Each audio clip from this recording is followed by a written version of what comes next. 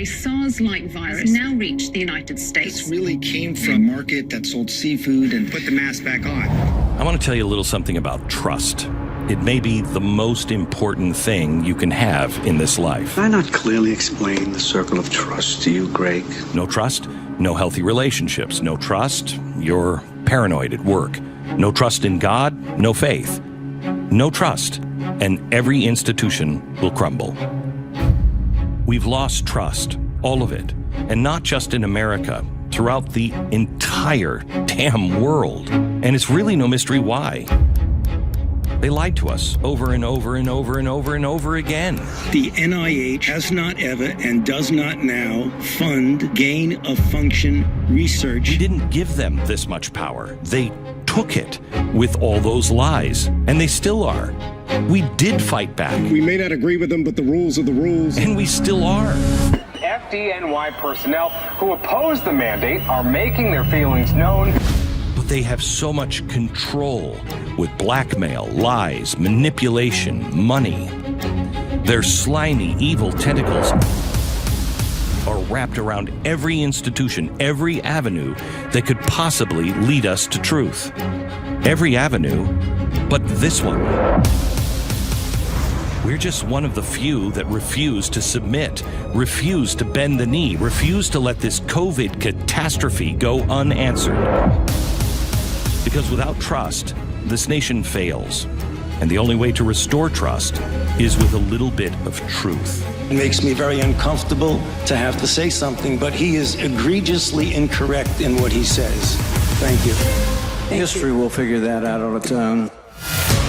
Truth is the only way to restore this nation and to restore every fiber of freedom that runs through it. So tonight, we expose the truth of what happened.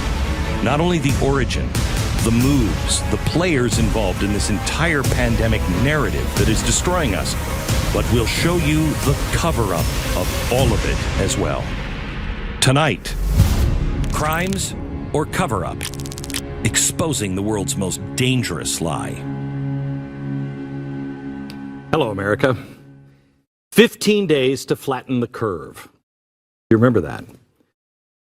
It was a different world back then. We, I think, all wanted to do the right thing. We didn't know what we were dealing with at the time. We saw the leaked videos from China that was, showing soldiers locking people into houses and drones, ordering people home, and the overflowing hospitals.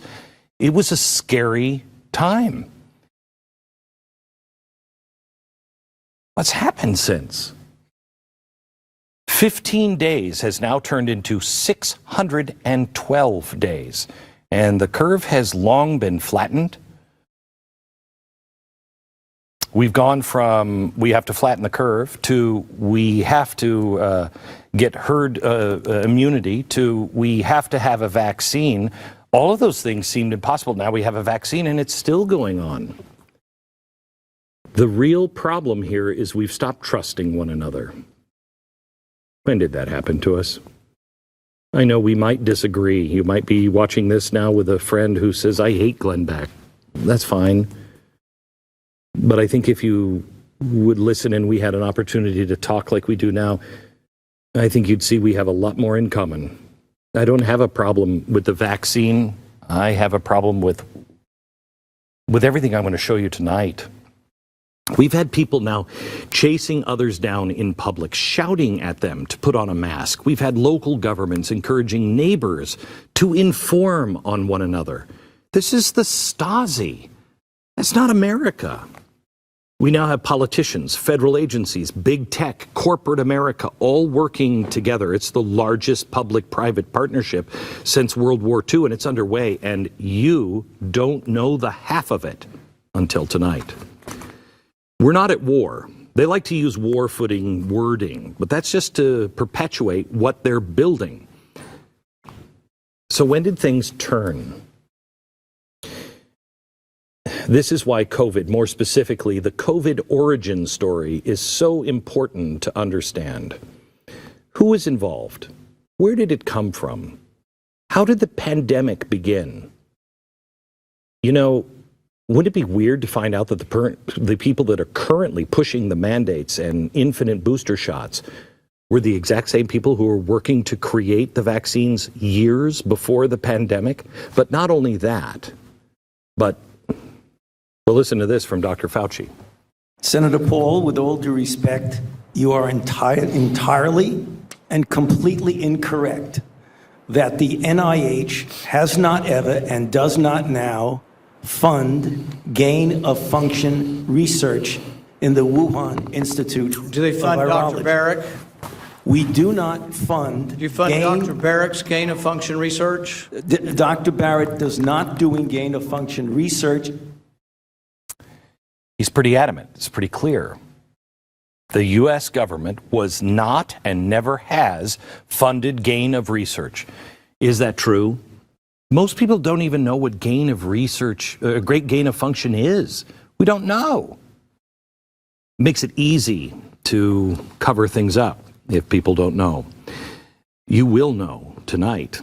And all of the questions that you've had, I think, will be answered by the end of this 2-hour broadcast, commercial-free. After this broadcast, we're going to do something special just on BlazeTV with Steve Deace, who has been following every thread of this pandemic. He's actually written a book on Anthony Fauci. If you have any questions about COVID, Fauci, the vaccine, or anything that you don't understand in today's episode, or you have questions that you wouldn't dare ask in public for fear of losing your job or some other insane form of societal retribution, you'll want to participate in the BlazeTV only Q&A with Steve, Daniel Horowitz, and Dr. Ryan Cole, happening immediately after this show, only on the network. They're going to answer all of your questions from subscribers in the BlazeTV live chat if you have any throughout the special. Use the promo code Fauci Lied and get 25% off to join our Too Dangerous for Big Tech discussion, or if we happen to be pulled off of YouTube tonight. Steve is joining us now. I just wanted to, where is he?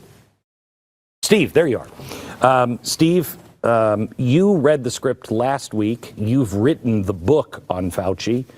Can you give people that might be tuning in, because we're going to be going through so much information, any advice going in, what to look for? My advice would be to have an open mind and look for the context that ties all of these various threads together. Why does this never end? Why can't they tell us when it will end? Why can't they tell us what a success or win looks like? You said, they want to use war footing, war language here. Well, you know what victory looks like in a war, right? The enemy surrenders. Mm-hmm. What does victory look like here? Why can't they give us those answers? It's because they're fighting a different war here than we think. They're not fighting a war against coronavirus. They're fighting a war against our way of life, and coronavirus is the means by which they want to fight it, and we're going to expose that here tonight. Okay, we'll talk to you a little later on in the program, and then we look for your schedule, your special in 2 hours. I know you have a couple of guests there that have not seen previews of what's on the chalkboard, and I'm anxious to hear what they say after the program, too. Thank you so much, Steve. We're going to try to do something that, honestly, even I haven't tried to do before with the chalkboard and didn't realize until about 1 o'clock this afternoon when we started putting everything up on the chalkboard. In fact, we had to bring in a big, huge metal, see behind me, these are all of the little magnets. I don't think we've ever, when I was at Fox, I think that was the whole wall of magnets that we used for the whole thing. Those are the magnets that are going to go on this smaller chalkboard, and you're going to get to know people intimately. And there's a few players, and we'll try to take the time, if we can, to really introduce them so you see. Don't worry when you're watching tonight about getting every detail. There is a ton of information coming your way. Just get the gist of it. You can go back and watch it on BlazeTV later, but just get the gist of it, and don't worry, I will go back after we have all of the 3 segments of the chalkboards done. I will show you the full picture towards the end of the broadcast. It is in 3 segments, and the first segment is about war. And I want to show you the vaccine arms race. This is the first part of it. The goal has been to end COVID, SARS, and all other deadly viruses. And this is really important for you to understand. I think most people who were involved in this at the beginning, the scientists, were trying to do the right thing. There was this idea of, we're going to be wiped out by a coronavirus, so why don't we go into all of the animal kingdom and test and see if we can get coronaviruses to go into humans without actually exposing any humans. We'd use lab animals. It's very controversial. It could wipe out all of humanity if you make a mistake. That's what this is about. The vaccine arms race. If we can get those viruses to go into lab animals that have human things in them, well, then we can make all of these vaccines and we'll all be healthy. Now, there's several allies to this. For instance, the allies, Dr. Fauci has been a big believer in this. The NIH, of course, which he runs. The NIAID, this is also a government agency. There's a guy I'm going to introduce you to in a minute. He is from South Carolina. He's a brilliant doctor, Dr. Barrick. He plays a very large role in all of this. Then there's something else, the Eco Health Alliance. You're going to be introduced to the guy who actually runs that, Peter Daszak. This is a big funder of this war. The Wellcome Trust, who you'll meet at the end of this really frightening group of people, Moderna, and Pfizer. All other medical companies and pharmaceutical companies, of course. If we could come up with vaccines and we're the first to it, it'd be great, right? There are some people that are on the Axis side. In any war, there's an allied in Axis, so who's on the bad side? Well, the coronaviruses, they don't want to be wiped out. This guy you're going to meet later, Dr. David Relman, he's just representing the scientists that are like, wait, this is really dangerous. We shouldn't do it. And there's a lot of those scientists that say that. Moderna, and wait a minute, Pfizer is on here too. How can they be both an ally and Axis power? You'll see right towards the beginning. Now, in every war that I've ever seen, there's one neutral country, and they usually choose to be neutral. In this particular war, the vaccine arms race, they don't choose to be neutral. They just don't know anything about it. Even though their life and their very walk of life, their society, culture, everything, even humanity itself, if this goes wrong, could be wiped out. But they don't know anything about it. The Switzerland, in this case, is you. Until tonight. We begin with our first chalkboard now, the vaccine arms race.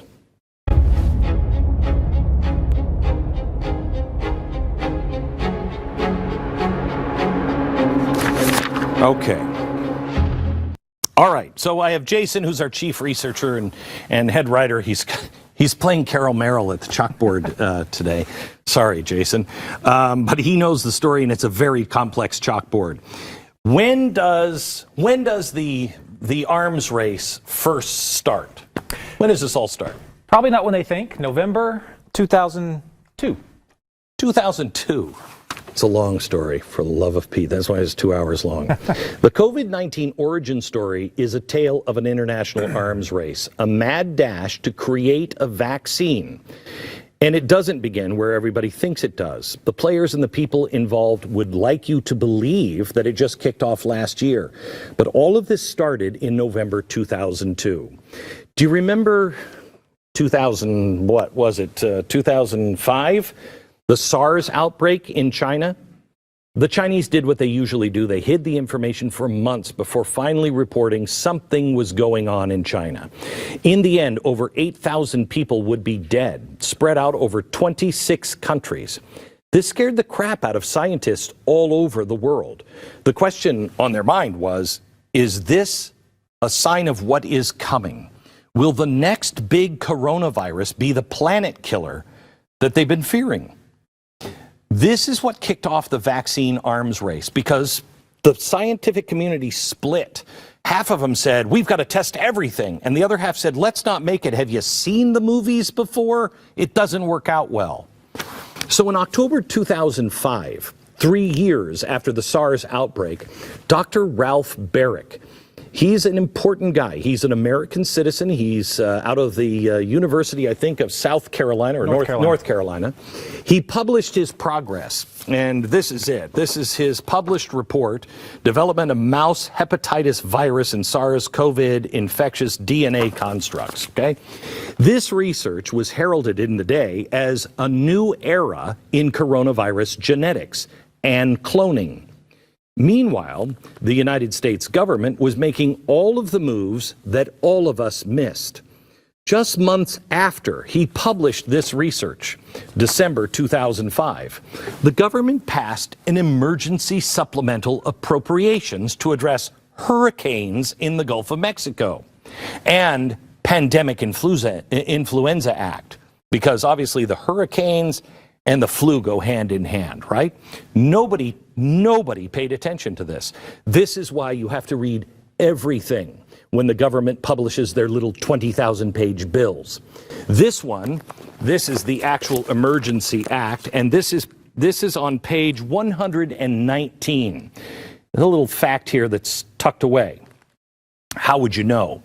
It is the last page, the rule of construction concerning National Vaccine Injury and Compensation Program. Here it is. Guess what it does? It officially grants liability waivers to pharmaceutical companies working on emergency use authorization vaccines.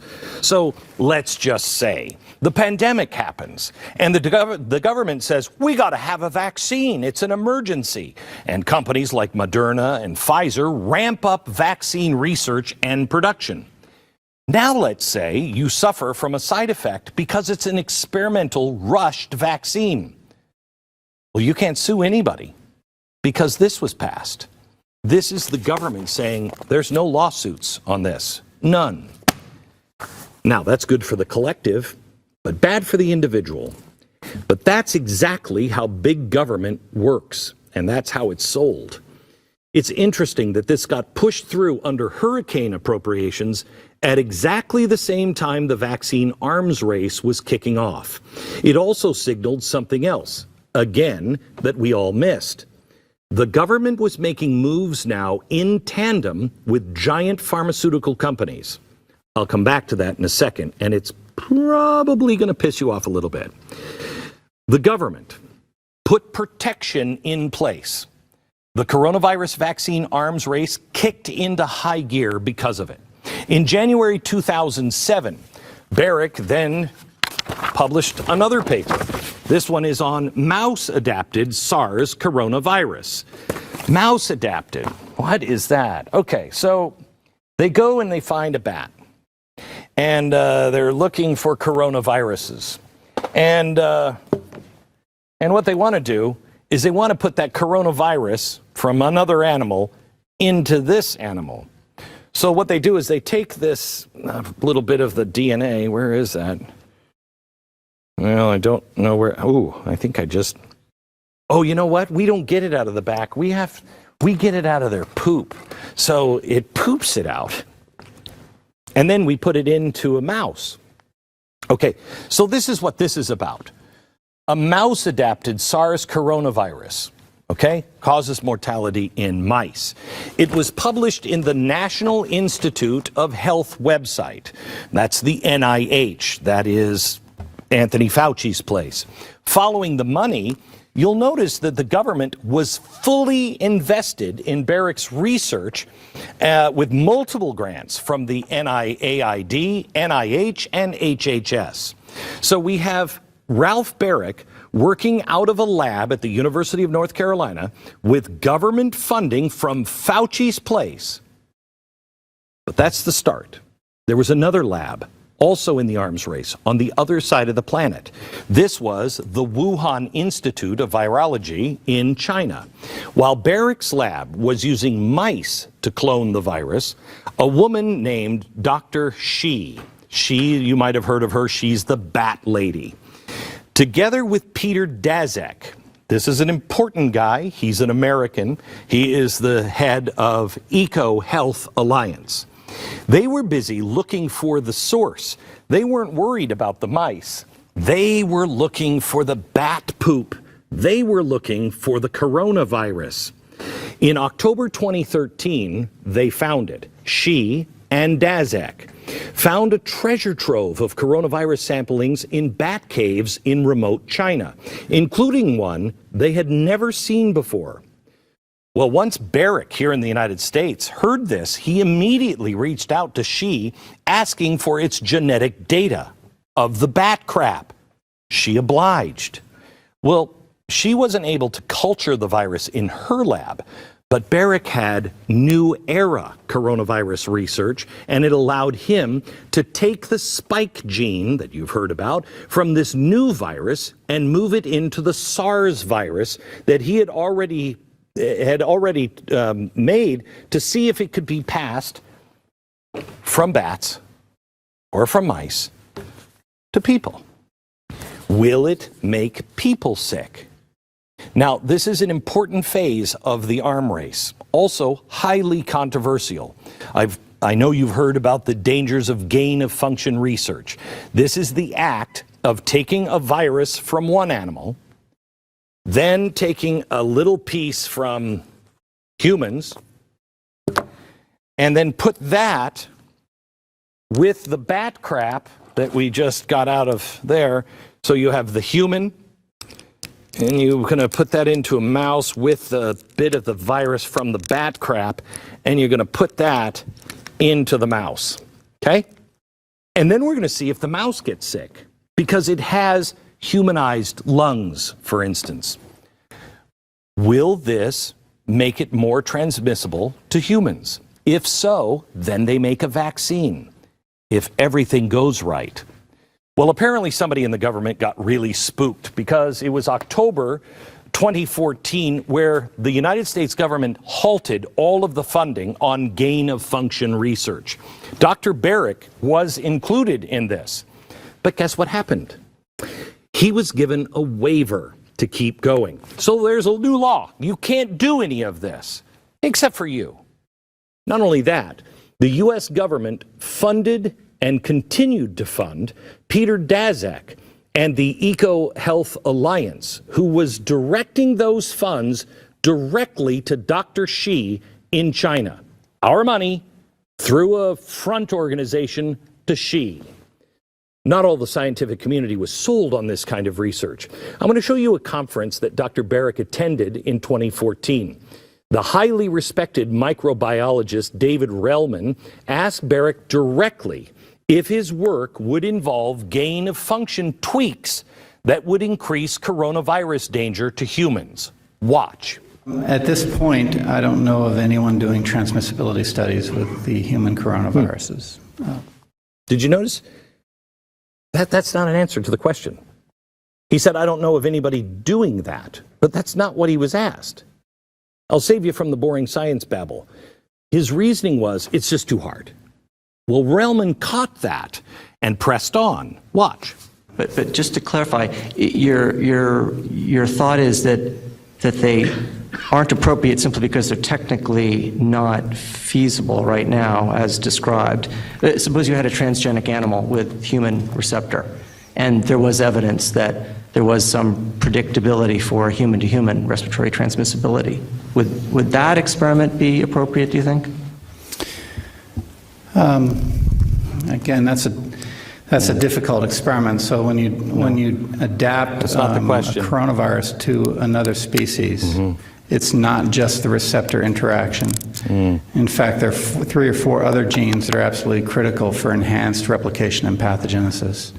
So just putting the human receptor in and making a transgenic model and then trying to use that as a model for increased transmissibility is not predictable. As far as I can tell at this time. I mean, I've always wanted a mouse with a window in it. Basically, what he's saying is, you can't just do those 3 little pieces. There's so much more, and he's not doing gain of function again because it's not possible at the time. But did you catch the little slip of the tongue there? I want you to watch again. So just putting the human receptor in and making a transgenic model. Didn't it sound like he was saying a transgenic mouse and then caught himself and said model? And that's really interesting because guess what Barrick publishes? This is unbelievable. November 2015. It's an announcement of a brand new coronavirus Frankenstein that can spread to humans. And how do they know? Because they made transgenic mice to bring it along. Wow, that's weird. It's just a couple of months before he said it's impossible to do. Who were the hosts for this horror show? Dr. Barrick and Dr. Shi from China. Scientists immediately began to criticize Barrick and Shi's work as risky and dangerous. Do you remember when Fauci had his back and forth with Senator Paul saying, it's stupid, you're stupid, you call it gain of function, you don't even know what you're talking about? Well, let me show you this. This is an article. Do I have it up here? Yes. Here's an article. Debate over risky research. Engineer bat virus SARS debate, blah, blah, blah. What is known as gain of function research? This article is one of the most highly respected journals out there. It not only calls it gain of function, not once, but 2 times. So if this was so risky for American doctors, how in the heck did Barrick and Daszak think it was okay to have the Chinese Communist Party help? I have to ask that question because it had to be on the minds of people like Dr. Barrett and Fauci over at the NIH if they cared. When Barrick first published his new Frankenstein virus, I have to tell you, he conveniently left off one thing. In April 2016, he issued a correction. The correction, just the small fact that part of his research was done via funding from the U.S. government to Peter Daszak and EcoHealth Alliance directly to Dr. Shi in China. Hello? Calling Rand Paul. Why did he initially leave that part out? What's with the correction? Don't worry. He left something else out that we'll get to in the last part of the show, and it's kind of a big deal. Now, we reached out to Dr. Barrick to ask him, why did you leave off the funding disclosure in the EcoHealth Alliance in 2015? So far, he hasn't called us back. By November 2017, Dr. Shi then took her collaboration with Barrick and began publishing on her own. This is her research. But she was doing it now in Wuhan. All of these people were working on gain of function research on coronavirus, despite the moratorium. But in December 2017, Fauci's NIH made it official and removed the funding pause. I guess they figured, they're using our money anyway, might as well just be open about it. We also reached out to Dr. Fauci and the NIH to get an on-the-record response for why they officially lifted the pause. No response. Meanwhile, all of our players here on the chalkboard continue their collaboration. Just to remind you, Peter Daszak, Dr. Barrick, and Dr. Shi, Wuhan, and the United States with Fauci. Here's an email from 2018 in January. This email shows that Daszak's EcoHealth Alliance paid Dr. Barrick an undisclosed honorarium fee for an unknown service. Okay. If any of these people are ever testifying in front of Congress and Congress actually can do something about it, this is probably something they should ask about. It's insane how much stuff is just flying under the radar, and nobody in the media seems to care. Can I ask you something? I don't care who you voted for. Do you feel the government or anyone in the government or the media is actually relating to you and fighting for you to find the answers to the questions that you and your family have? Who will ask these questions? We've reached out again to EcoHealth Alliance as well as Dr. Barrick to ask them what this was all about. So far, no response. But it goes on. 1 month later, in February, Dr. Barrick was coordinating with Dr. Shi to go to her lab in Wuhan. So you have Daszak Barrick and She. It's one big gain-of-function pajama party, and the Frankenstein coronavirus was the guest of honor. We're still uncovering new information almost weekly on the extent of the collaboration between Barrick, Daszak, and She, with funding directly from the U.S. government. Last month, the independent research firm Daszak revealed this grant proposal that was made in 2018. Now, this draft proposal is quite long, and it's requesting funding from DARPA. Now, listen to this. See if it sounds familiar. What this proposal is proposing is that DARPA would fund an idea where they inject bat coronavirus collected by the Wuhan lab into transgenic humanized mice and then try to make vaccines. They even mention using test cave sites to do some of these experiments. Now, taking a look at all the players involved, you will see all of the people that are involved in this are all on the bandwagon to do that come hell or high water. Barrick and She were right there along for the ride.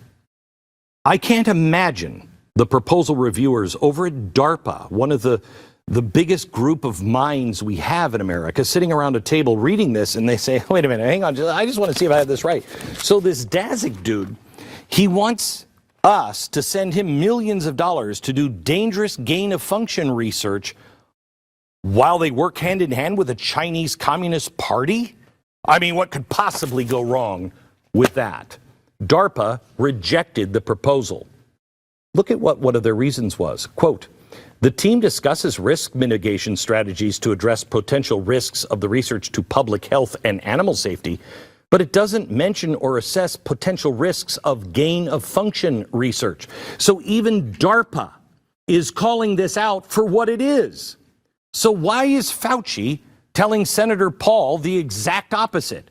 And where is anyone to come out with any of these facts? Believe me, we haven't even started yet.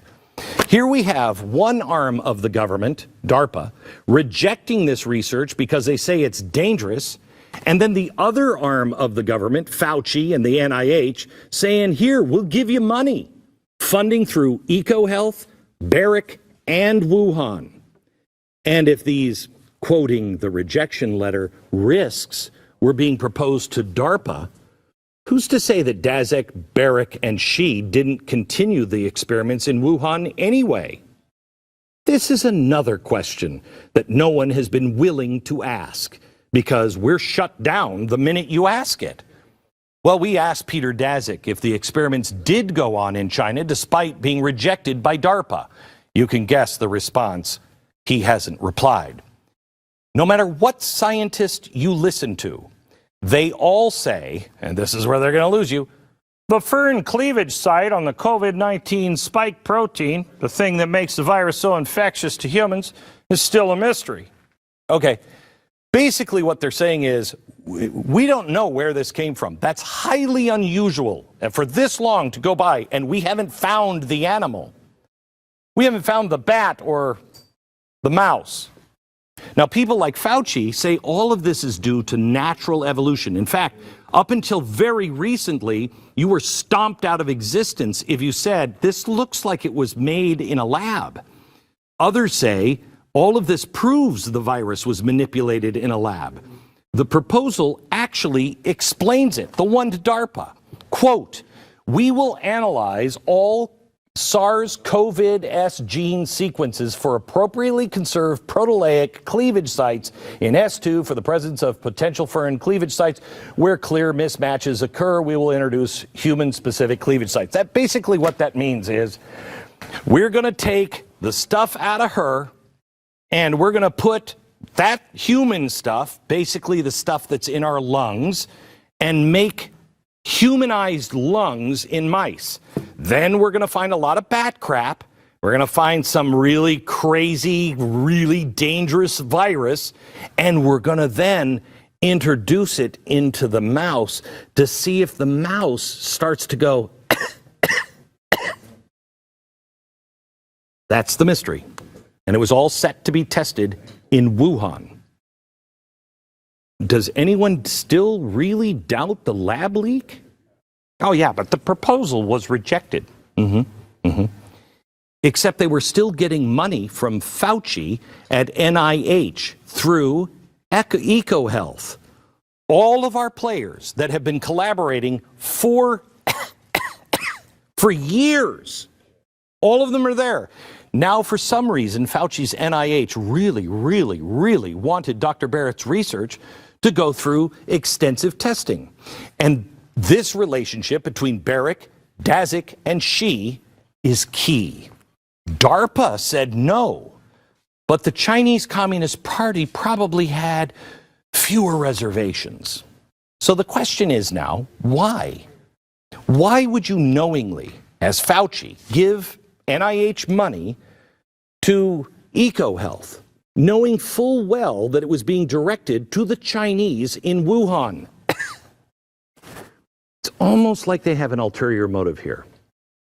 Okay, if by some strange chance you're just standing, you might want to take a seat, because this is going to piss you off. The Moderna mRNA technology, it's heralded as the next great leap in vaccines, a modern-day marvel for the pharmaceutical and medical industry. Oh, did you buy any stock for Moderna? Because, boy, they really hit it out of the park. For 8 years, people have been looking at Moderna, who pioneered the technology. It was said to, quote, revolutionize medicine and disrupt the pharmaceutical industry. Clearly, anyone to first nail down this tech was going to be very, very wealthy. Are you ready? This is 153 pages of the confidential agreement between Moderna and the U.S. government. And it goes back to 2015. Jason, what was happening in 2015? Frankenstein coronavirus. That's right. The same time Dr. Barrick and Dr. Xi published their paper on the new Frankenstein coronavirus. In fact, let's skip down to page 104. It shows that the NIH and Moderna were collaborating with Dr. Barrick. Wow. His signature is on page 106 of the Material Transfer Agreement. But let's get back up to the top of this specific agreement. The NIH appears to be transferring the mRNA tech to Dr. Barrick. But look what they want to make clear. Quote, mRNA coronavirus vaccine candidates developed and jointly owned by the NIAID and Moderna. I'm sorry. I mean, I've seen ulterior motives before, but usually you see them coming. Did you know that the government co-owns the vaccine? Oh, by the way, this is not part of the Trump's thing. This is not part of that. This is 2015. The same government that is now mandating its use owns the vaccine. Is there even a precedence for this? The inventor of the polio vaccine, I know, refused to patent it. The distribution was privately funded.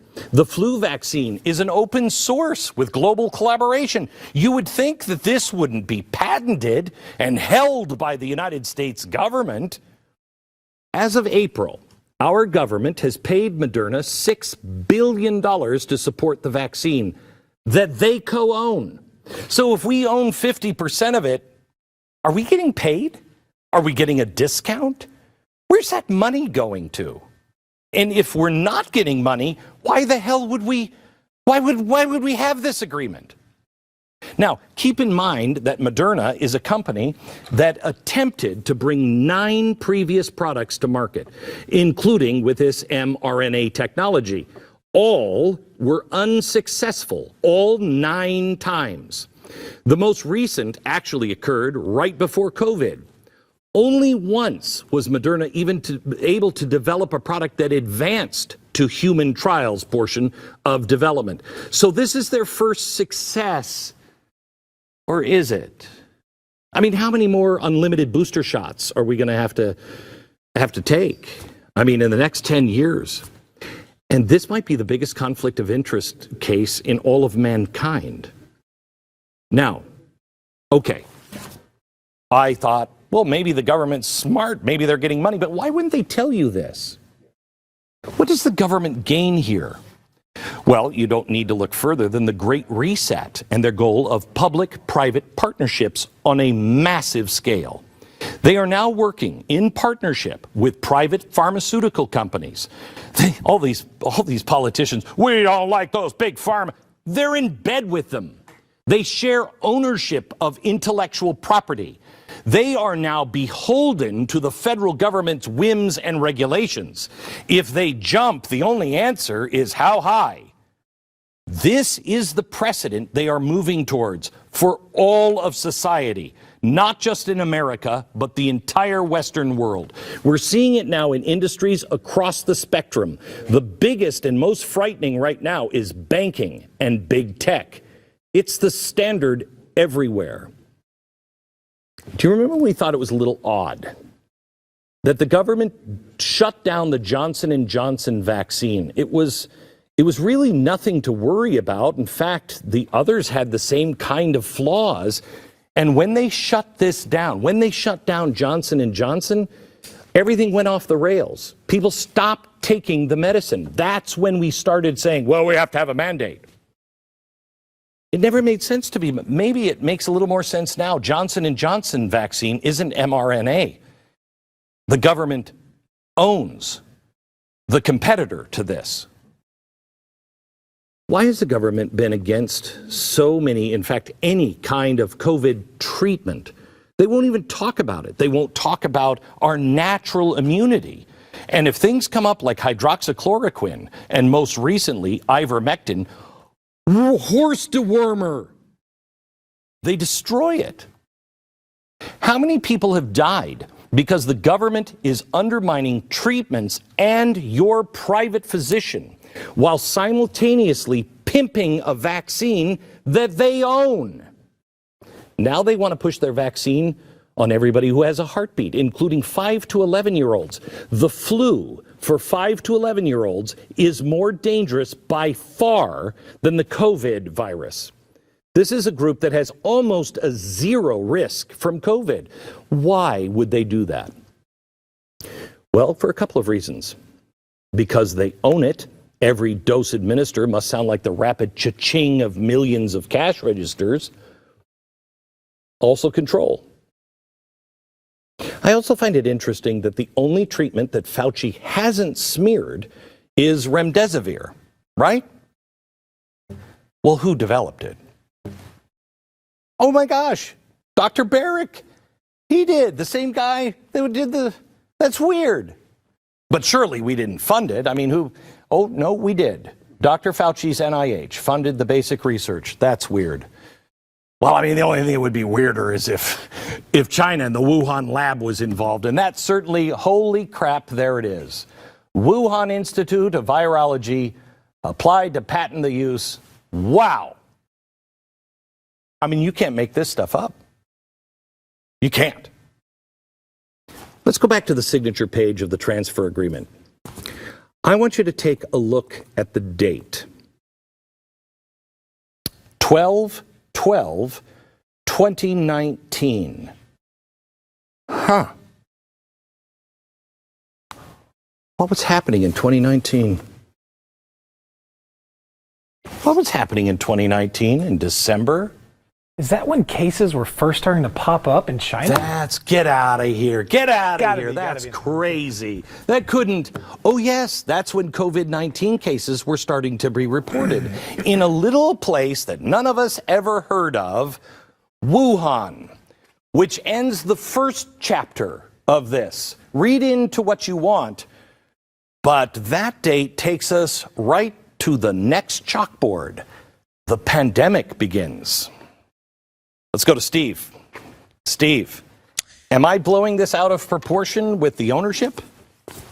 No, not at all, Glenn. And when you consider that the purpose of this gain of function research specifically was to gauge what they called spillover potential.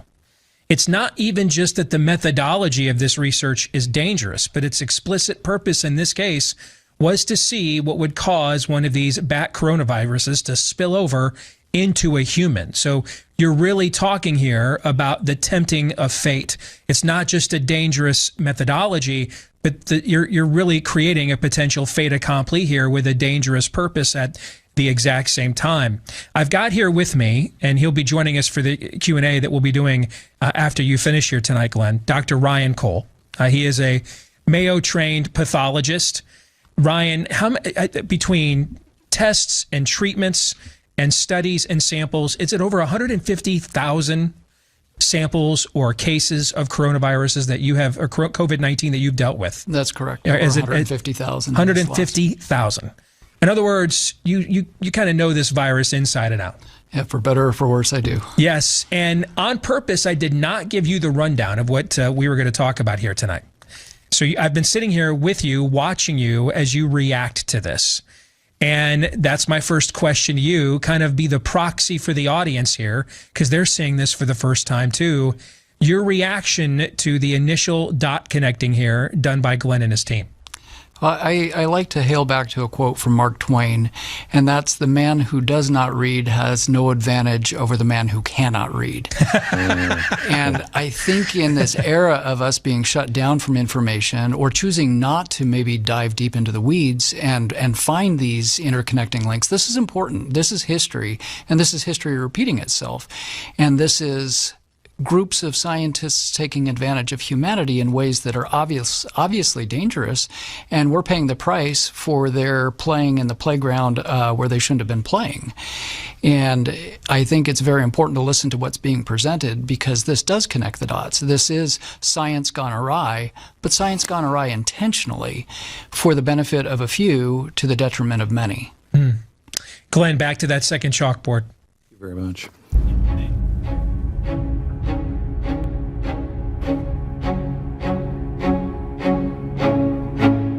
Okay, so we've introduced you to the players.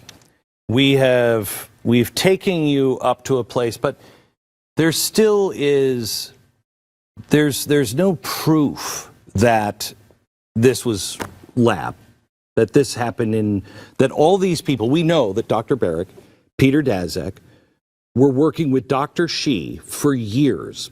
We know that Shi was part of the DARPA proposal to continue gain-of-function research on a larger, even riskier level in 2018, and DARPA said no. Now, we are told, when are we told officially that the pandemic begins? December 31st, 2019. End of December, okay. I've been curious about the months leading up to the time when the cases started being reported in China. Let me show you, this is a research paper right here, published in 2020, and it's all about the SARS-CoV in transgenic mice. What's weird about this is this work, the paper came out in 2020, but the work was conducted in the summer of 2019, and it is exactly the kind of work that Dr. Shi was working on with Barrick and Daszak, as in the exact same kind of research DARPA thought was a little out of bounds. All right, so this was happening. They did all that testing, according to this, in the summer of 2019. Now let me take you to September of 2019. This is months before the coronavirus breaks out. There is a database in the Wuhan labs that catalogs all of the data. And then something happened. All of a sudden, poof, everything goes down. Now, this is an archived system. It's a report for the Wuhan's lab database for September. You'll notice everything is green until the 12th.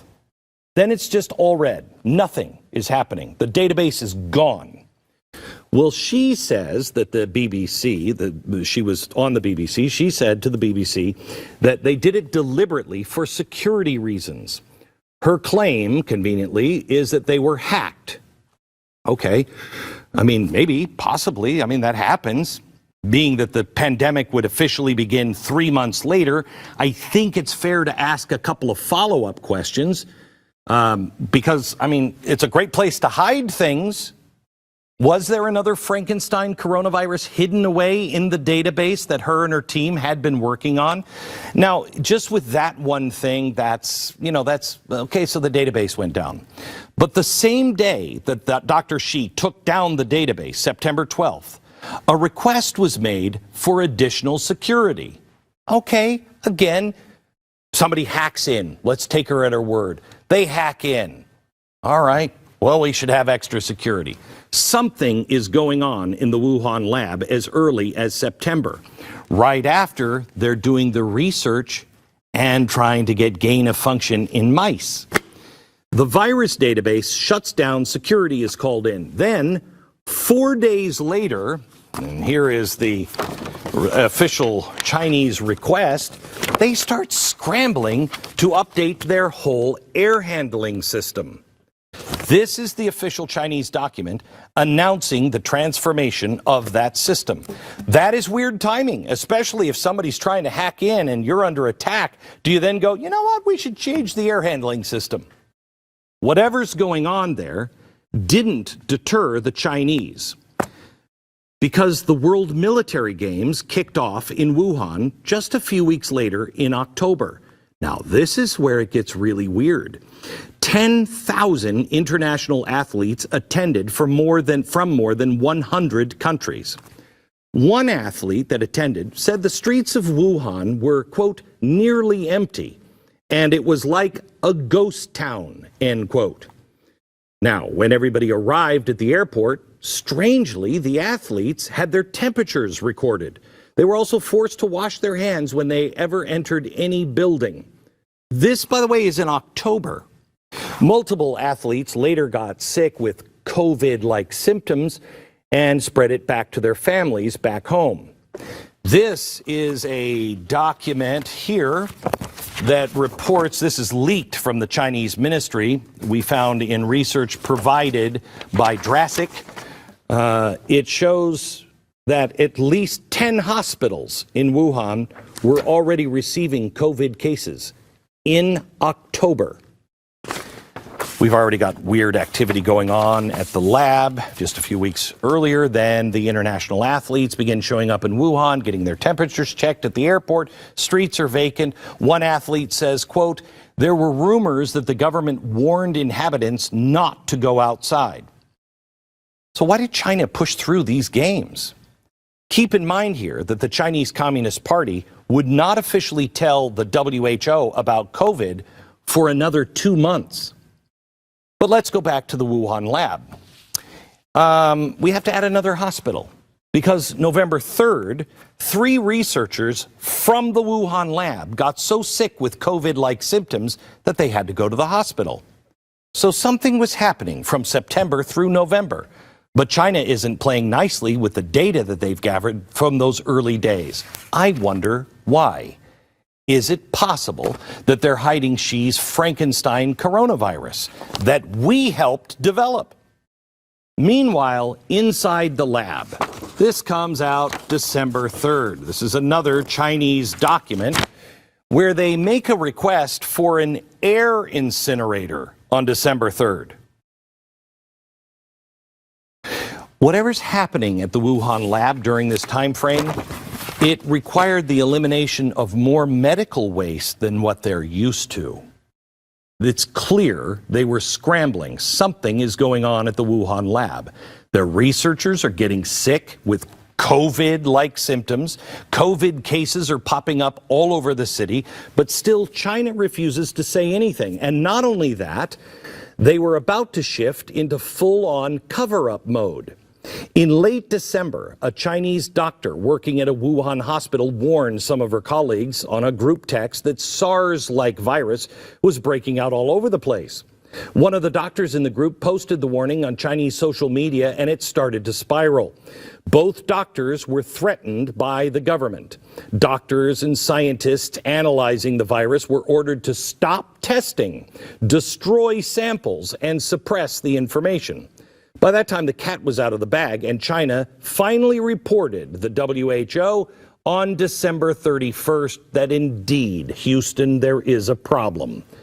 But they withheld key information. Officials from the U.S., the CDC, traveled to Wuhan on January 8th to see what was going on. But the Chinese kept it quiet.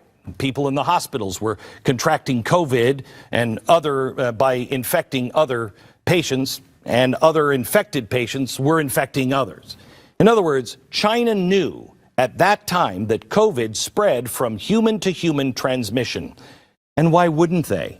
Dr. Shi had been working on similar viruses with Dr. Barrett since at least 2013. They knew.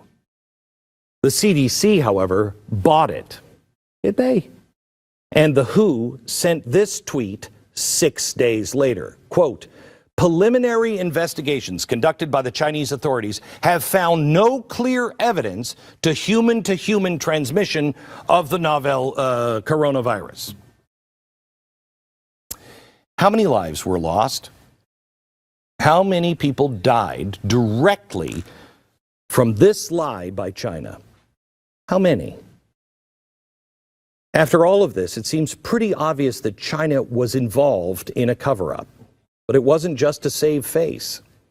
As I've shown you, the Chinese scientists have been collaborating with U.S. scientists and receiving U.S. government funding on their experiments from Fauci and the NIH through EcoHealth.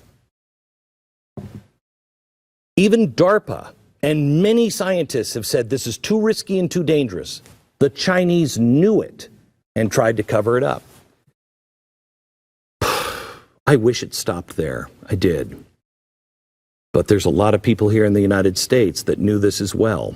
People like Dr. Fauci and Peter Daszak. When word of the pandemic started coming out, their first thought was not you or your family.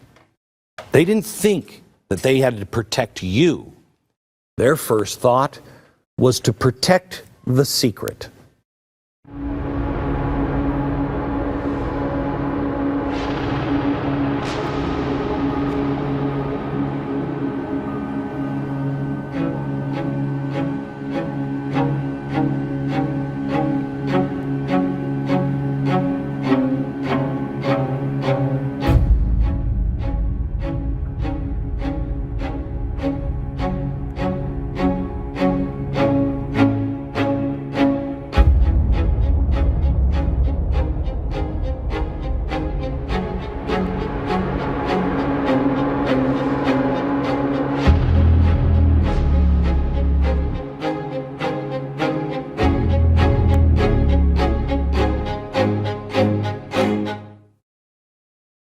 I want to urge you to get all of these documents. They are all available online. Can you put up there it is, BlazeTVSpecial.com. All of these documents. Did we include the original Chinese or just the translation? They're the original Chinese, but if you use Google, you can translate it. And it's so important that, look, I've done controversial specials in the past for many years. And we had the time to be able to put up with the nonsense. It's a conspiracy theory. Because they were things to come. This is happening right now. They are farther down this road than you can possibly imagine. And I would ask you, if you're somebody who is watching this because your friend said, you got to watch this, and you're like, I hate this guy.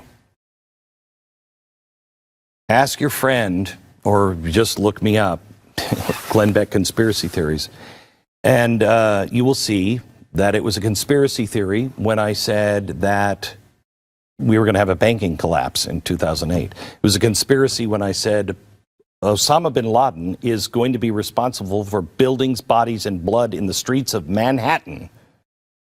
And he means it, and you got to pay attention to it.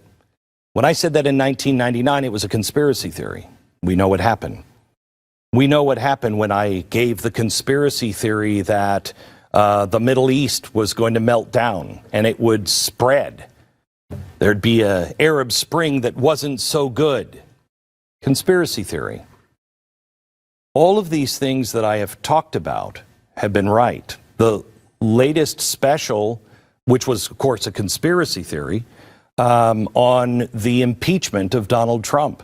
I went into that fully expecting that there would be something that Trump had done with the Russians that looked bad and whatever. I did the research. We spent months on that research and countless amounts of money. And now what was called a conspiracy theory is now being verified by the federal government right now. All of those chalkboards were right. The people who are calling it a conspiracy theory are the people in the media. And the people in the media, it's quite amazing. One of the arguments against me has been, well, if this was really happening, how come he's the only guy talking about it? I don't even think I have to answer that now, do I? Of course we're the only ones talking about it. Us and a small handful of other people. They are part of the problem in the mainstream media. Now, if you still trust the mainstream media, good luck. Good luck to you. If you don't, and you don't trust me, who do you trust? Who do you trust? Do you trust yourself to be smart enough to read these documents yourself and then do independent? None of this is from me. These are all legitimate documents from the source. You can see and read all of them yourself. I don't ask for your trust. I ask that you trust yourself. You know something isn't right. When you see the third chalkboard, you're going to know what it is. But you have to be able to. It's not enough that we have done this research. This is the truth that I have found, and my partners here have found, and other researchers around the world have found. This has been 600 days of work, 2 years of work on research. But you have to make it yours, which means to be a good citizen, you have to do more than listen to a boob like me tell you about it. You have to do the work yourself. Make it yours. Because it's not good enough to say, I don't know, I just watched the special and he was talking about it. You have to have it and know that it's true yourself. All right, let's go to the third chalkboard. There are 3 narratives surrounding this story. 1, COVID was a lab leak. 2, COVID is a natural virus jumping from animal to human. And the U.S. might have been involved in some way. All right. Both narratives, 1 and 3, at various times, could get you deplatformed, certainly will get you ridiculed and mocked, merely for asking the questions. Remember, the lab leak theory has now gone mainstream. And after seeing everything I just showed you, I don't see how anyone could doubt that that's at least a legitimate question and a legitimate line of thinking. Narrative 3 is now going mainstream as well. It can't be denied anymore. Although Dr. Fauci with Senator Rand Paul, he said, quote, I totally resent the lie that you are now propagating. He actually called Rand Paul a liar. And what do? We sit there, and if you're on one side of the political spectrum, you root for Rand Paul. The other side, you root for Fauci. And you don't know the truth about any of it. The NIH now is saying it was all true. So what has Fauci been lying about? Narrative 2 is the only constant this entire time. And it was pushed rigorously by people like Fauci, his colleagues, and the Chinese. And that's interesting because the line they've been shoveling instantly absolves them from any culpability if there was an actual lab leak or any U.S. involvement. That's the only one that absolves all of this. The problem is you know how if it came from an animal, it would come from a bat. We can't find a bat that has COVID-19 in it. And in fact, we have taken COVID-19 and we've tried to put it into a bat, and the bat rejects it. It doesn't manifest in the bat.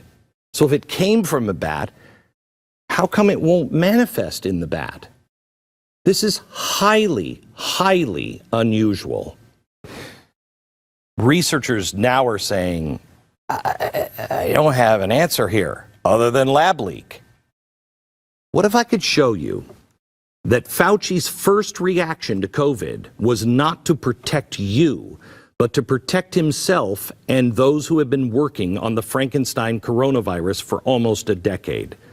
Would it change anything if you found out that all of the people that said, don't look at the Chinese lab, it's a natural phenomena, listen to us, get another vaccine?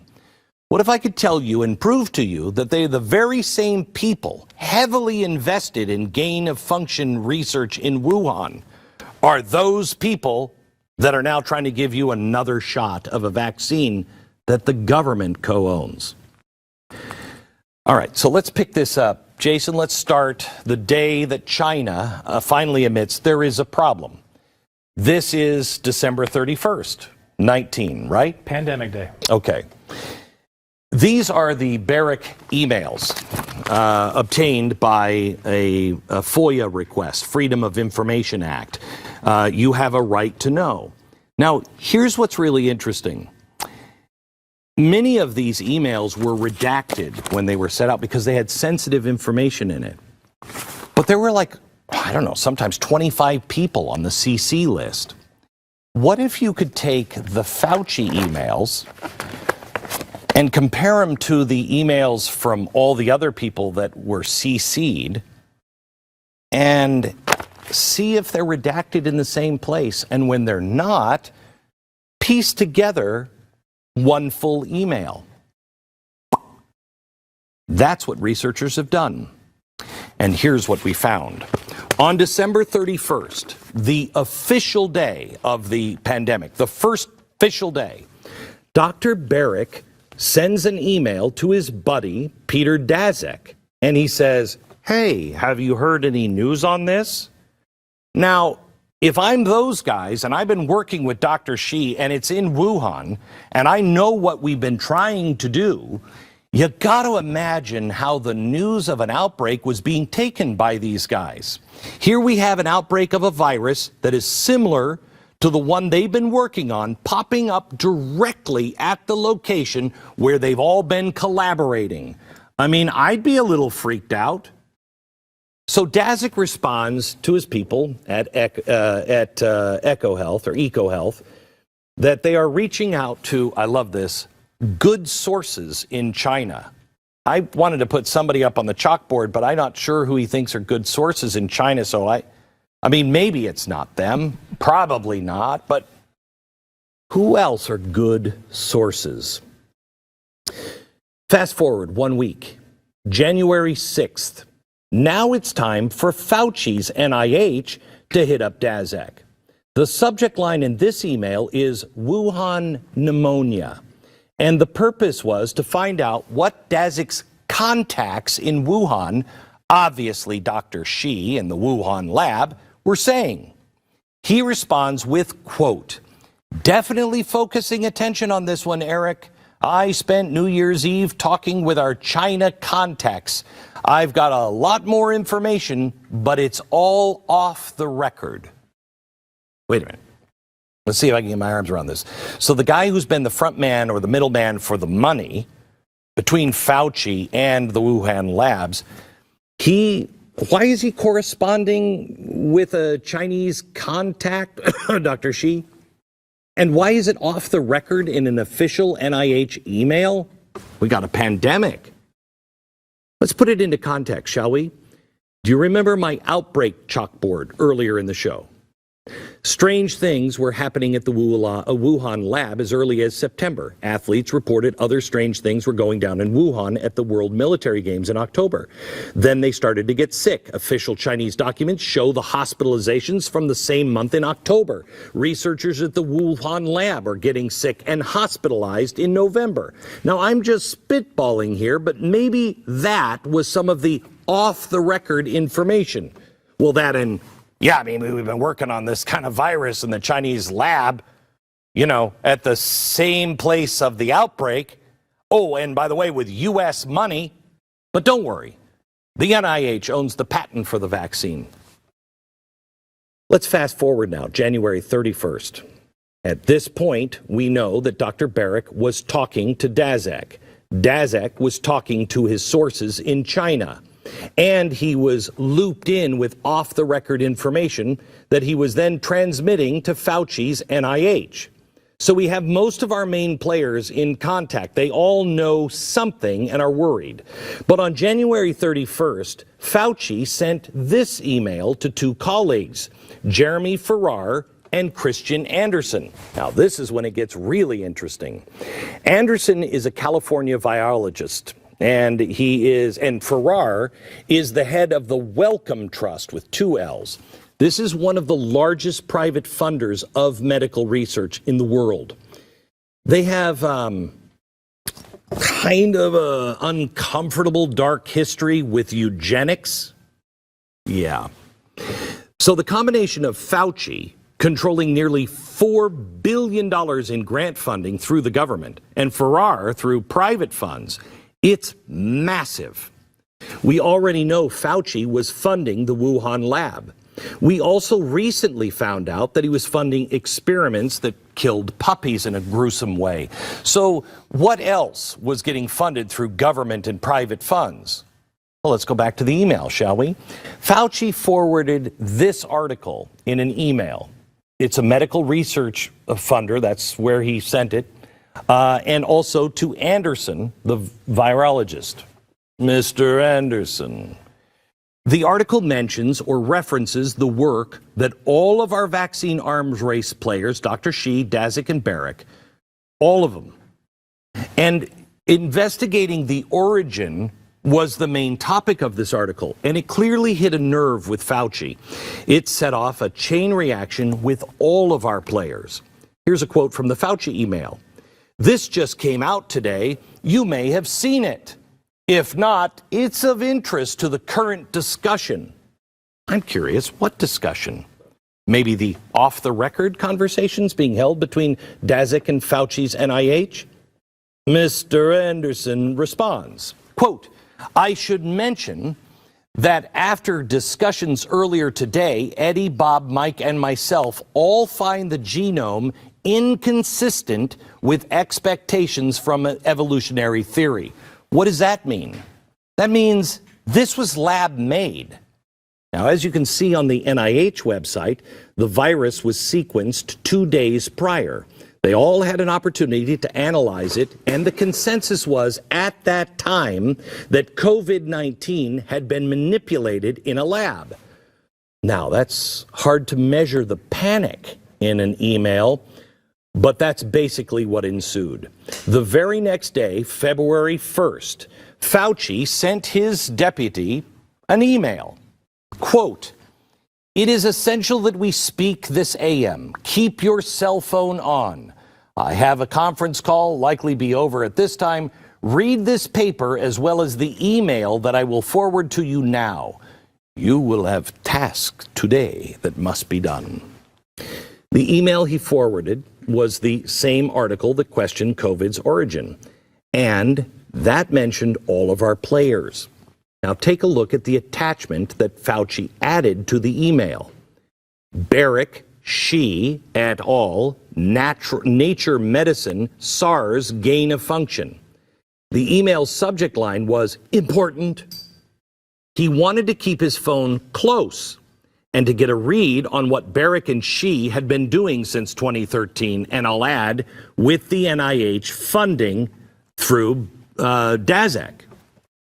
Now take a look at the deputy's immediate response. Quote, The paper you sent me says the experiments were performed before the gain-of-function pause, but have since been reviewed and approved by NIH.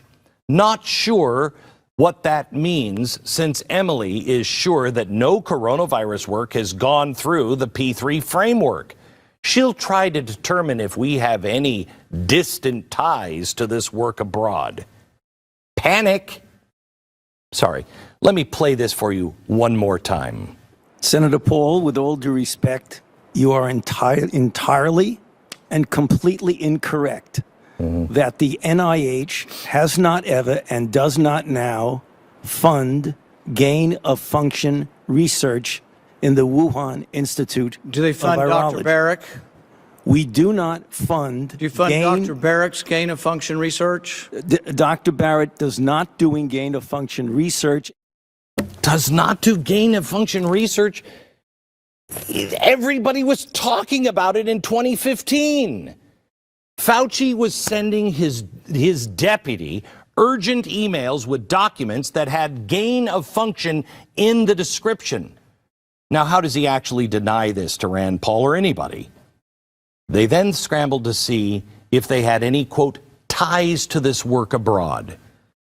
They have researchers just like I do, and I'm sure they're very capable. I hope they are. So surely they went to their grants and saw this like we did. I'm sure they went to their own website where Dr. Barrick and Dr. Shi published their little Frankenstein coronavirus research. Check out the acknowledgments section. Quote, supported by grants from the National Institute of Allergy and Infectious Disease. USAID EPT predict funding from EcoHealth Alliance. There was a lot more funding. And I could go on, but the evidence is clear. Did they have any ties to this work abroad? Dr. Shi is listed on the project. EcoHealth, working directly with her. U.S. taxpayer funds from the NIH go to EcoHealth. Then they go to Shi. Taxpayer funds are all over this. Of course, we reached out to Dr. Fauci. We want to be fair. The NIH, we reached out to them to get an on-the-record response for why they officially lifted the pause. But so far, we have not received a response. Panic. Fauci and Farrar, maybe the two largest grant funders for medical research, like Barrick and Cheese, organized a meeting the very same day. They included some of the most influential virologists they could muster, including Christian Anderson. Now, this is important. 2 days prior, he said COVID looked like it was manipulated in a lab. Anderson was to give the meeting a summary, and Farrar was there to discuss the next steps. Now, I have to assume now that everybody in the meeting was very aware that Barrick, Shi, EcoHealth Alliance, and U.S. government funding was all wrapped up into a nice little ball. They knew Barrick and Shi had the tools to make a coronavirus more transmissible to humans. So what would those next steps include? Now, in a normal world, those steps would probably include coming clean about what really happened. And my theory is, if they actually would have said something right then, they'd have lumps to take. But it wouldn't have been a very big deal at the time. I mean, they take their lumps, a full investigation on what really happened at the Wuhan lab, and we would have moved on, really, I think. Most of us would have been more receptive to what was going on if they would have handled it that way. But that's not what happened. Let me show you what they did do. Here's a letter that was issued just 2 days after Fauci's conference call on February 3rd by President Trump's science advisor, Kelvin Droegemeier. He says, I'm writing to ask the National Academies of Science, Engineering, and Medicine to rapidly examine information and identify data requirements that would help determine the origins of 2019 COVID. Sounds good so far, right? But listen to the conclusion. specifically from an evolutionary structural standpoint. So he wants them to investigate and find out, but really concentrate on anything other than the lab. Every email leading up to this announcement seemed to suggest that gain-of-function research and that COVID was being manipulated in the lab was, if not the consensus, at least something to be seriously concerned with. But now we have Trump's science advisor mandating that all investigation should be focused on COVID being natural or evolutionary. First of all, how can all of these people claim to be scientists? They are being told what to investigate and what not to investigate, all the options and data. And second, there is no way President Trump was read in on this. So that leads me to believe that this is collusion between Fauci and the president's science advisor, specifically to keep the president in the dark. Now, to be fair, we reached out to Drogmeyer, and we asked him to clarify. He actually responded, so that's a point in his favor. He said that the wording specifically as pertaining to the virus being natural in no way limited the investigation to that, specifically. But I still find this highly suspect. In the last paragraph of his original letter, he restates that the investigation is needed to, quote, understand the evolutionary origins of COVID-19 and more effectively respond to both the outbreak and, check out this part, quote, any resulting misinformation.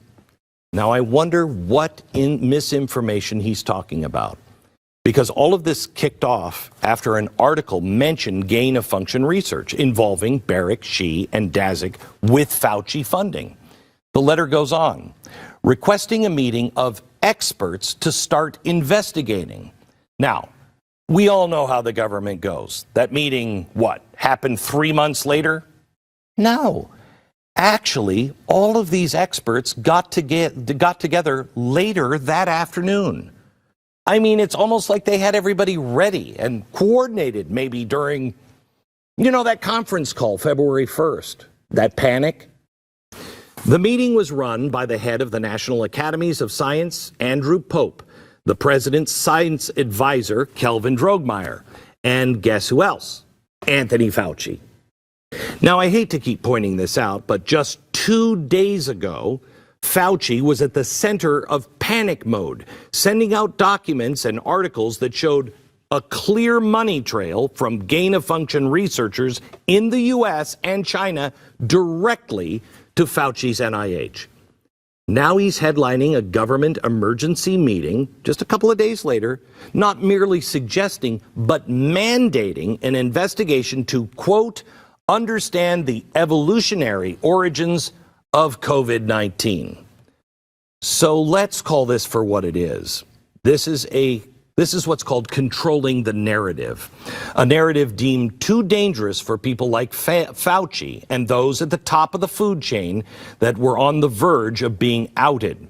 Now, just think about what we were facing back in February 2020. All of this was going down. We're facing lockdowns, mandates, no idea how many people would die. The Democrats were making this issue their main campaign battle cry. They had to frame everything as a problem of Trump's making. There couldn't be any blame shifted anywhere else. It could not be China's fault. And sure the heck could not been enabled by a career bureaucrat and reckless scientist. Believe science. Don't question science. It had to be Trump's fault. And 2 of the 3 men directing this propaganda campaign, and make no mistake, as you will see, that's exactly what it is. They were supposed to be part of Trump's administration. Look at all of these facts. Is there any other way to describe it other than Fauci and the president's science advisor colluding behind the president's back, withholding information from him? Fauci has already been brought in front of Congress, and Rand Paul caught him in a bold-faced lie. Fauci will testify again, but it's probably time to bring in the former president's science advisor as well. Just a couple questions, like, Did you withhold information from the president? Did you ever lie to him? That's what will get it started. But it's too clear that the right people haven't sat in the hot seat yet. Okay, back to our timeline. 1 day later after this meeting, it's February 4th, and the National Academies of Science responds to the president's science advisor's letter. Even though he was at the conference, he gets this letter. Now remember, this is less than 24 hours since he has said, hey, we should have a meeting with all of the experts and we should really focus in on what the cause is. Less than 24 hours, this comes in. In a nutshell, it says their little collection of experts has deemed COVID as consistent with natural evolution. Really? No kidding. They were mandated to come to that conclusion. They held a meeting to come to that conclusion. And most likely coerced by Fauci, who just days prior seemed absolutely panicked. The letter was produced by the National Academies of Science Director, Andrew Pope. And in this email chain, it shows that the conference attendees colluded with him to get all of the wording correct. Now, take a look who attended this conference. Who was involved in this narrative? First, Christian Anderson. Now, wait a minute. Just a few days, less than a week, has gone by where he said on January 31st that COVID-19 was manipulated in a lab. Then Ralph Baric, the actual father of the first Frankenstein coronavirus, who had been working with Dr. Shi at Wuhan.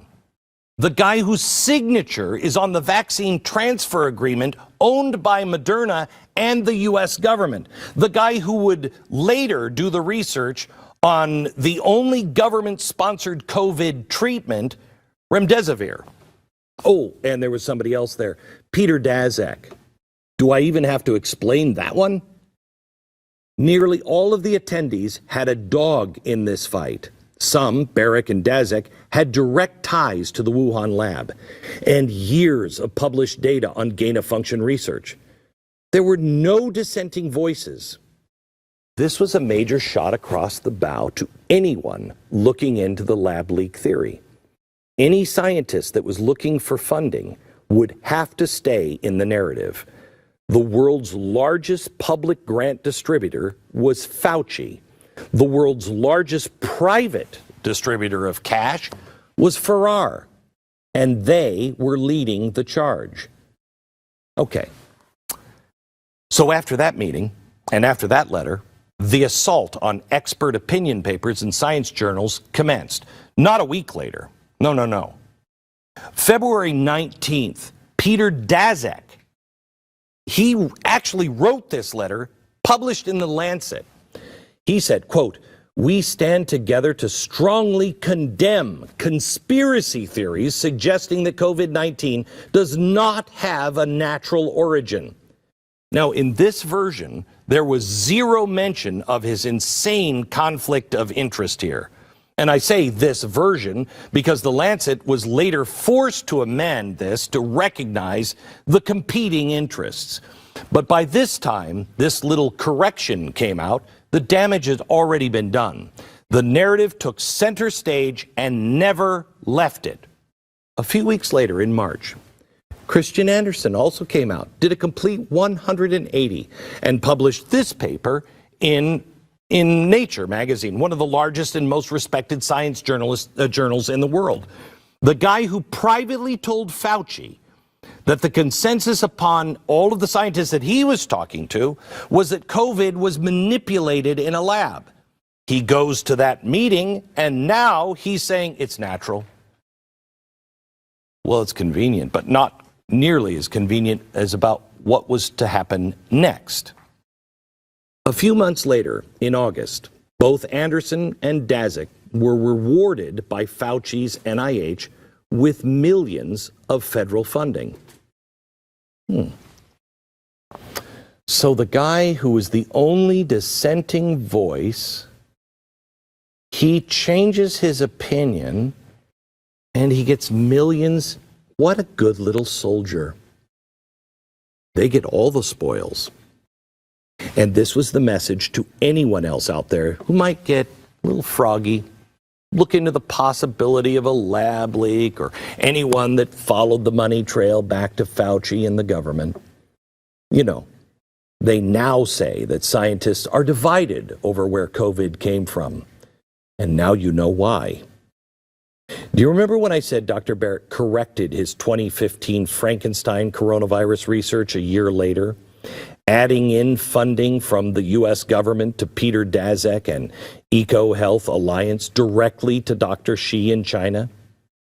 I told you at the beginning of the show, he left something else out that he didn't upload.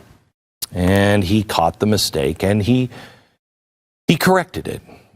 What he left out was he didn't upload the virus.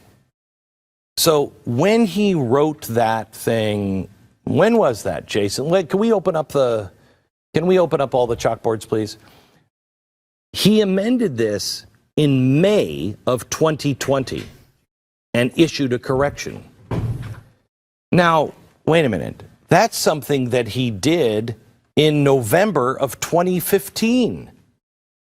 So he corrects his first mistake of leaving out who funded it. He corrects that in April the next year. And then we have to wait all the way until May 20th to when he finally uploads the virus. Is it the same one that he worked on in 2015? Was it similar to Dr. Shi's in Wuhan? Why did he go outside the protocol to begin with? I think I know a few senators that should ask these and probably would love to ask these questions. We asked Dr. Barrett to clarify if the virus sequence he left off in 2015 was the same he uploaded in 2020, 5 years later. We also asked him if it was standard procedure to include all this data in scientific publications. You know the answer already. We haven't received a response. Okay, there's one other thing. And I find this incredible that we've missed this. Do you remember when I told you about December 12th when they signed that deal with Moderna? Okay, the government said we want to first make sure that no lawsuits can be had. Then we want to partner with Moderna to be able to make the vaccines. Now, they said that.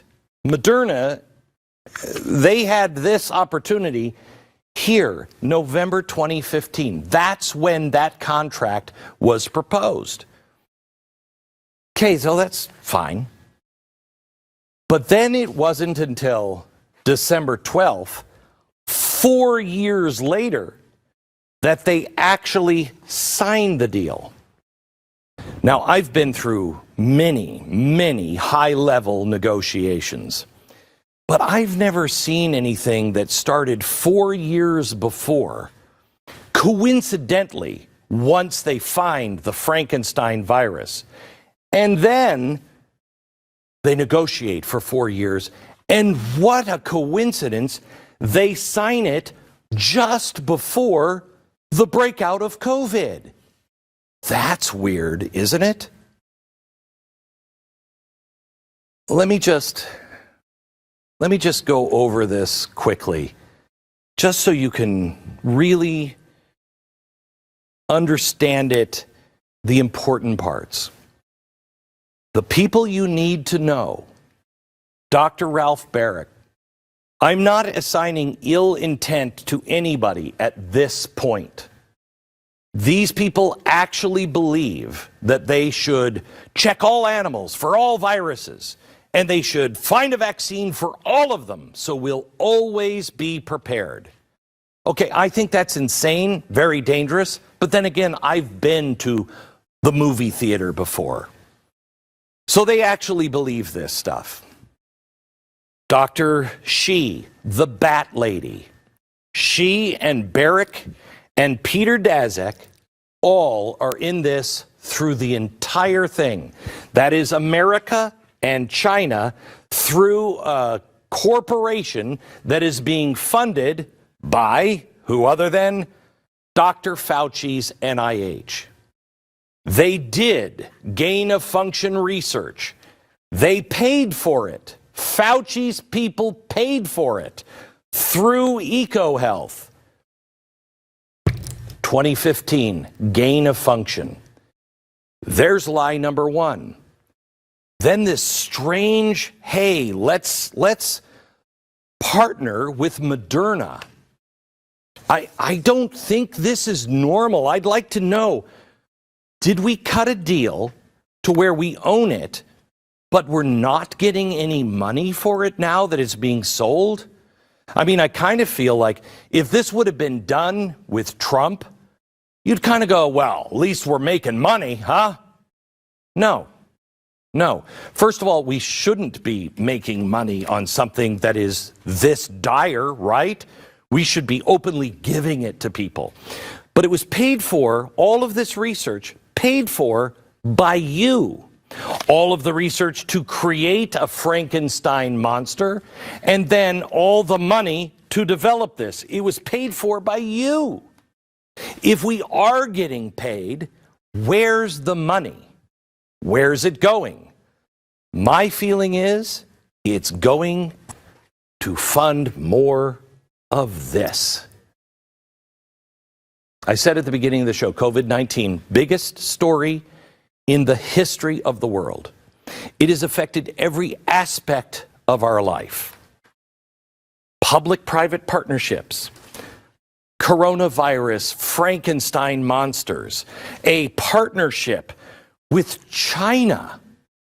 All of this stuff you can look at. When you start to go into here, it starts to get dirty, but you can at least say they were trying to do the right thing. Once you get into this, there's something was going on. Something was going on. And the fact that Moderna started the negotiations with the United States coincidentally the year we found the virus, and then they sign it coincidentally at the same time, I don't buy that. I just don't buy that. But the really disturbing part is the third chalkboard. I should remove Jesus and his mom because I don't think they belong there. The really disturbing part is how you've been lied to and how you have not been able to even ask any questions. Remember, we couldn't even mention the theory of this until about, 4 months ago? Why? I can tell you, they may think it is because it's the best thing for humanity. But I don't know about you. I'd like to be involved in that conversation. I didn't vote for representatives and then just let them do whatever they want and keep secrets from me. I'm very bothered by the fact that we are a co-owner of that. Now, it could be simple explanation, but this is unusual. We don't do things like that. We shouldn't do things like that. But this is the direction we're going. Public-private partnerships.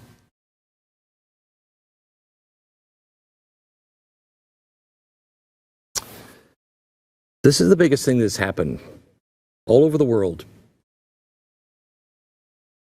The people at the top, their first response was to protect themselves. The deep state wasn't responsive to the elected president. This stuff has all been happening. How many people even in Congress know this? Fauci's legacy took center stage over your health, your mom and dad's health, and now our children's health. Let that sink in for a minute. The federal vaccine mandate is still being pursued by the government, even though the U.S. Court of Appeals has paused it, said stop. If that goes through, how many jobs will be lost? If that goes through and we have even fewer workers that are going and showing up for work, how many more products will not arrive on the shelves? The mandate itself is a racket. The government co-owns the patent and turns around and tells everybody you don't have a choice, you have to take it. This government doesn't see us as objects. I'd like to say they see us as customers, but that's not even right. 24/7, you hear vaccine, vaccine, vaccine. What's going to be said about these facts, which you can get yourself, please get them. You say anything outside of the narrative and you'll be shut down on places like YouTube. Are we still on YouTube? Still on YouTube. Can't believe it. How long will it last? By the way, I did a promotion for today's show on Instagram. I think I could fit more people in my office than viewed that, at least when I was live. That's impossible. That's impossible. The algorithms are all stacked against. I know this research is right. And I know that what's been happening in our country doesn't feel right. And this does. It makes sense.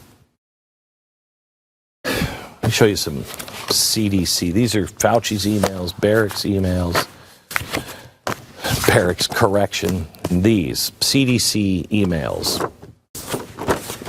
These CDC emails were recently released through a FOIA request. Apparently, they were getting a little worried about the definition of vaccine in the era of mRNA technology that they co-own. Sorry, I can't stop saying that. Quote, right-wing COVID-19 pandemic deniers are using your vaccine definition to argue that mRNA vaccines are not vaccines. I hate to ask this from the control room, but do we have the Bill Gates audio that just came out last week? The video where he was giving a talk? Okay, I want to show you what happened here. They are saying now that people are denying science and saying this vaccine is not really even a vaccine. God forbid you say it's not an effective vaccine. But something came out from Bill Gates. Bill Gates last week said this. The economic damage, the deaths, it's been completely horrific. And I would expect that will lead the R&D budgets to be focused on things we didn't have today. Listen to this. We didn't have vaccines that block transmission. We got vaccines that help you with your health, but they only slightly reduce the transmissions. We need a new way of doing the vaccine. So we got a new vaccine that helps you with your health and barely blocks transmission. Okay, hang on. Then that's not a vaccine. That's a therapeutic. This is yet, it seems, another failure from Moderna. Remember, they failed on everything before. And now they need the government arm to shut people up, so it's not a failure. In fact, they've gone so far now as defining a vaccine differently. This is how the CDC used to define it.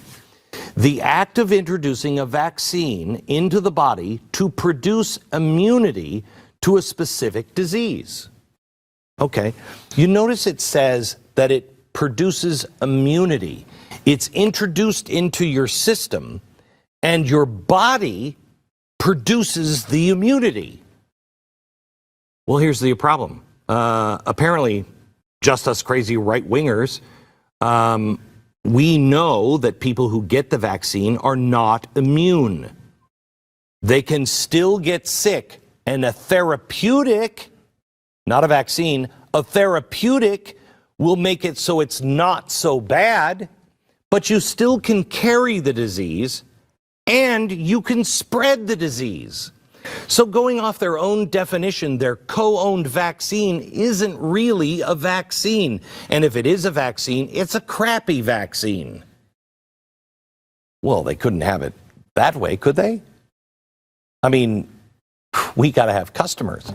We're on a two-track system. We want to make sure that everybody knows you answer to me, the government and Fauci, and you will do what we say. They need to make sure that everybody sees that public-private partnership is making that company very, very wealthy, even though it's a kind of an iffy thing. So the CDC, Facebook has just pulled the show. The CDC Ministry of Truth actually changed the definition to this: the act of introducing a vaccine into the body to produce protection from a specific disease. Not immunity, protection. That's a therapeutic. Phew. Now that they've changed the definition, crisis averted. Go get your shot. I'm so disheartened. I mean, expected. I'm so disheartened that Facebook, what is it here? What is it about the actual documents that they're afraid of? And why is Facebook so concerned with this? I mean, I'm just questioning, where did it come from? Do you think that's important as we look for a more effective vaccine? A more effective therapeutic? Wouldn't it be good if we knew the origin? It's always been important before.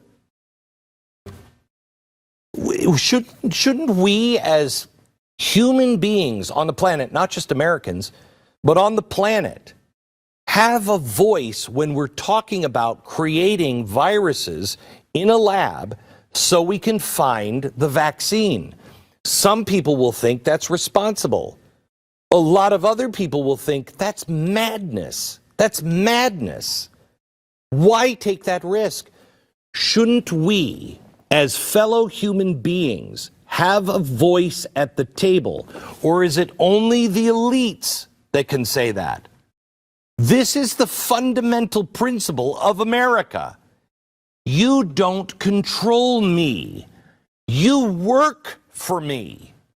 Now, I hire you to make decisions because I can't be up on everything, but this is a pretty big one. Not only did you hide it in a hurricane bill, you hid the protection and the partnership that was coming for pharmaceutical companies.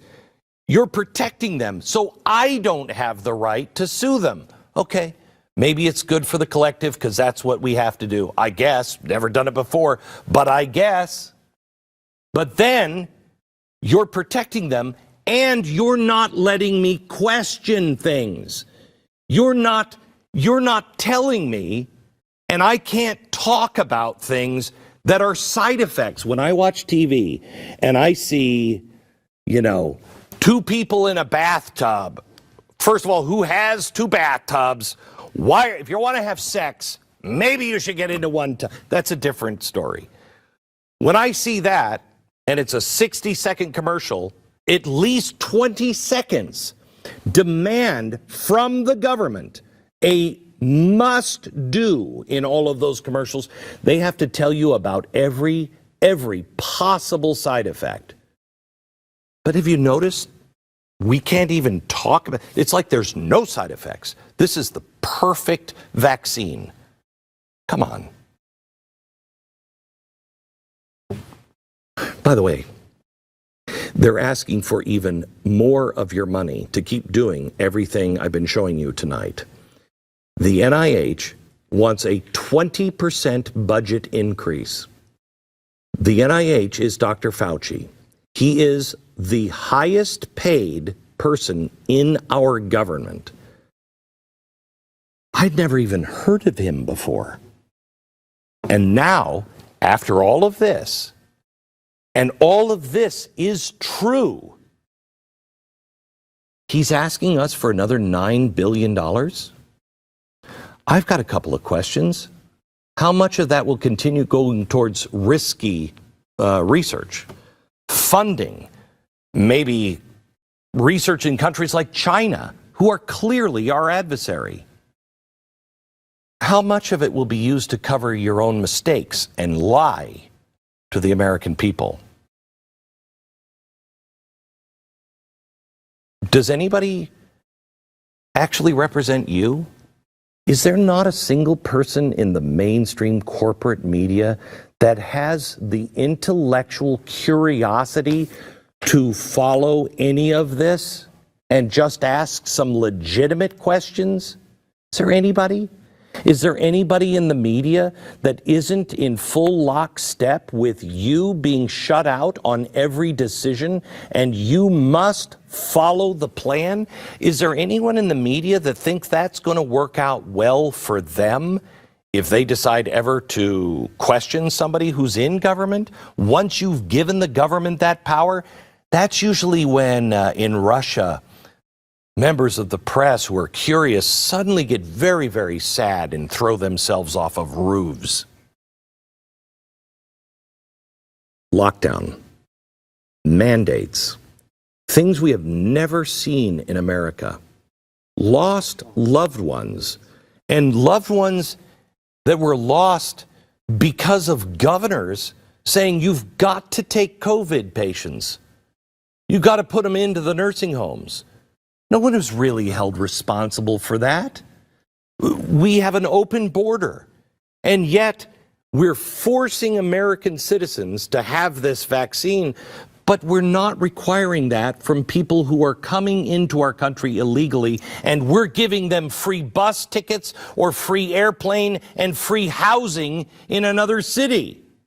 And they're doing that in the cover of night. We have supply chain issues. Do you think anyone seriously, you know who's in charge of this? His job title is Secretary of Transportation. This is all a transportation. He took 2 months off. Let me ask you something. If your wife gave birth, not an adoption, actually pushed that thing out and then was really suffering from it, and you had a job that was to try to solve the biggest transportation issue that we have had possibly ever in America, and time was of the essence, even with the postpartum blues and everything else that his husband didn't have because he didn't push anything out of anything. Don't you think even your wife you would go to and say, honey, I'm going to hire help. I will be here as much as I can. I will even work from home. But this is about the country. And we have to solve this now. And I'm the guy responsible for it. He didn't do that. He didn't do that. Why? Who's running this show? They're all covering their own backsides. And that was the thing that we found at the very beginning of this pandemic. In a strange way, I want to thank Dr. Fauci for showing the country what they really think about us. They're people that only care about themselves. And people like us are a statistic. We're cattle, and they're the ranchers.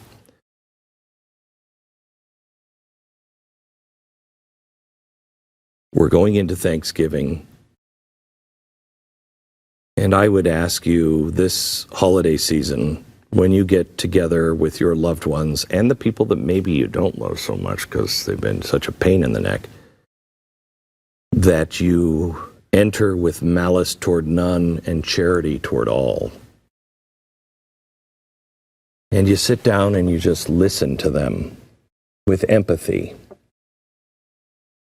And you don't try to win the argument. You let them know first, nothing will change your love because you're family. And we have to love our family. And sometimes it's hard. Just had this conversation with my son recently. I love you. I don't want to right now, but I love you. And I always will. But I just want you to ask a few questions. Here are the documents. Can you just look at them and tell me what part of this makes you say, I trust them. I don't need to ask any questions. Nothing would please me more than to continue blasting the truth across the public airwaves to you. Unfortunately, the hour is growing late, and we need to end our live stream to YouTube in a few minutes. Or we will lose the platform on YouTube. We might have lost Facebook now. I don't know what kind of punishment we'll get for that, just for asking reasonable questions. I've already mentioned countless times before, not just today, big tech is part of that public-private partnership. And they are in the middle of the Great Reset.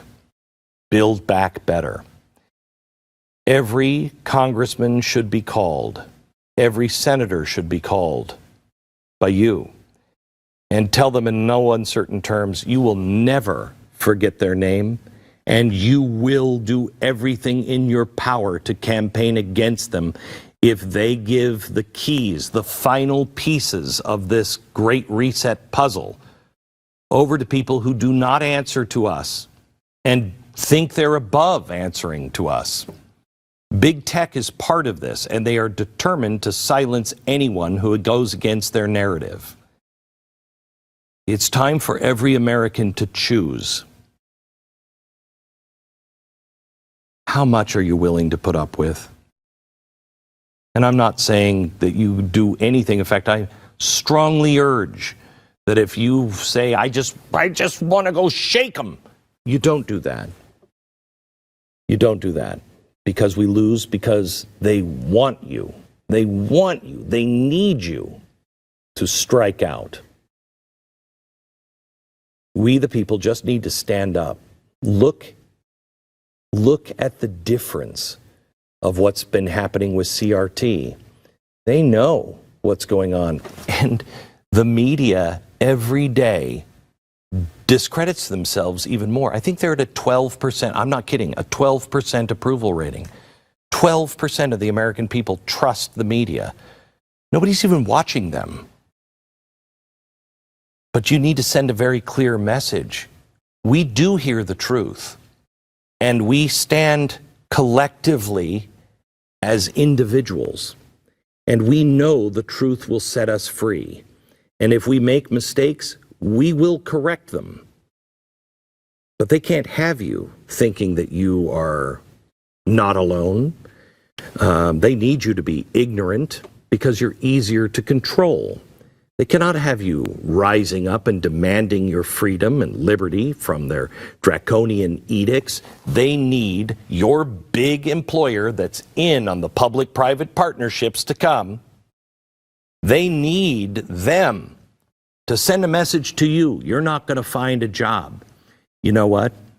For the first time in my life, I can begin to relate to the last lines of the Declaration of Independence.